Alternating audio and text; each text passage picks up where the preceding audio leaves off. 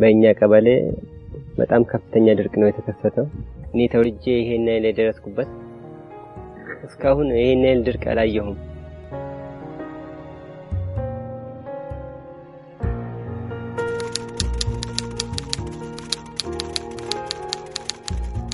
The cause of the drought is mainly the current El Niño effect, especially in the eastern part of the country, starting from the northeastern part to the southern and in some pocket areas.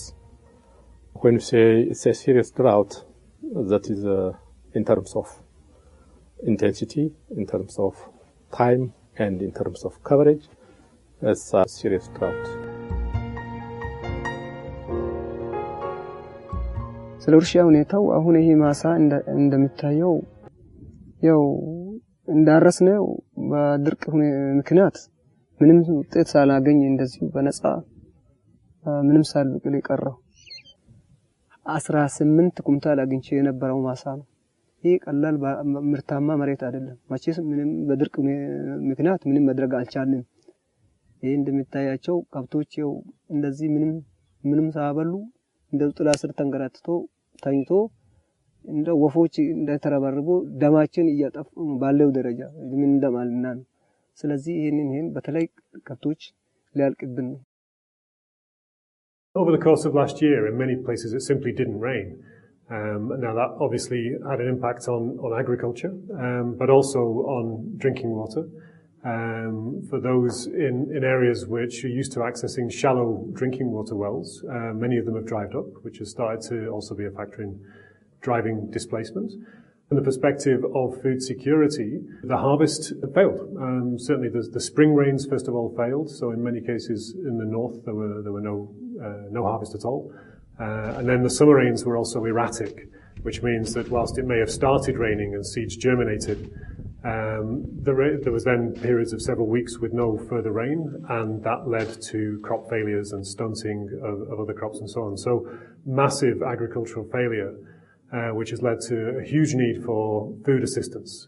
So 3 pillars with clear prioritization throughout, and with an initial price tag of $1.4 billion, which makes it the 3rd biggest humanitarian appeal in the world this year.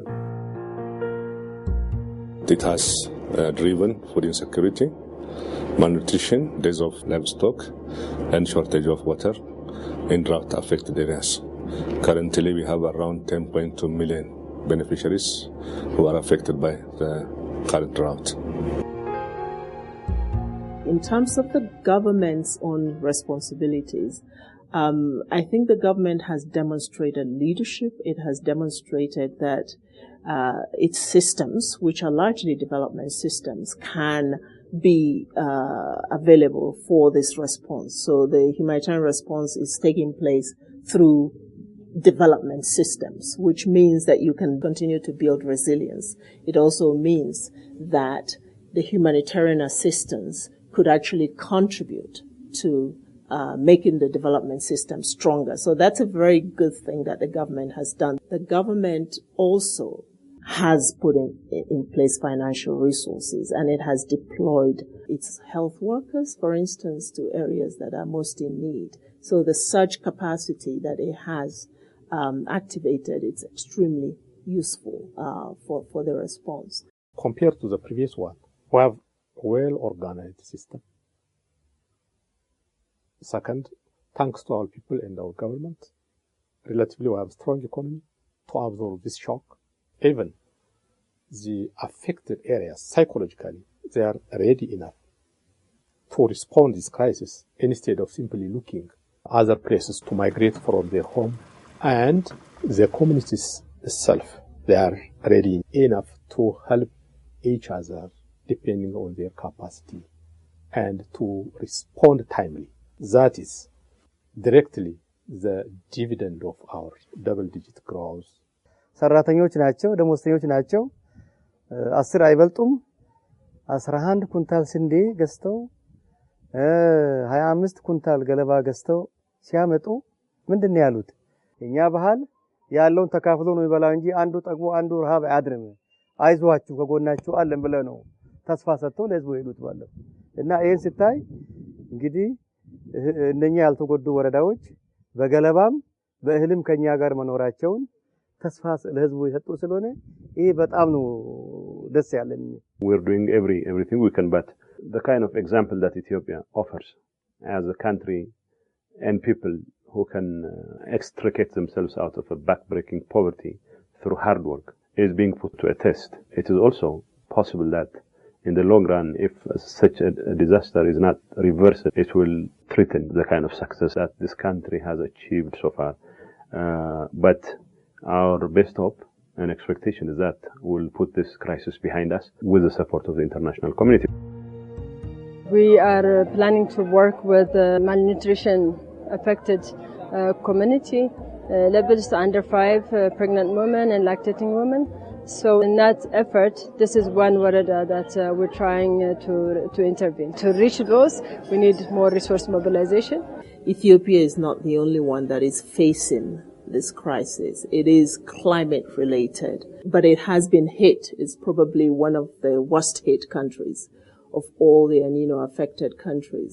Ethiopia also hosts over 700,000 refugees from neighboring countries. So in addition to its own burden of having to deal with the impact of this drought, it is giving refuge to so many coming from other countries, and it has accepted that responsibility. So really the world needs to rally behind Ethiopia to overcome the crisis. So will it be able to overcome this crisis? Yes, but it needs the support of the international community to do so. As far as areas of support is concerned, we have huge financial gap to be filled by our international development and humanitarian partners, because the government have been trying its best to allocate resources to address the need of the people in drought-affected areas. Still, we have huge gap of financial resource, so we need to have support from international community with regard to resources. እዚህ ይሄ የሚሰጠው ድጋፍ እየሰጠ ነው፣ ግን በቂ አይደለም። ይሄ ሰው ያመጣ ነገር አይደለም፣ ከላይ ነው ያመጣው። ተስፋ መቁረጥ ህዝባችን ውስጥ እስካሁን አልታየም።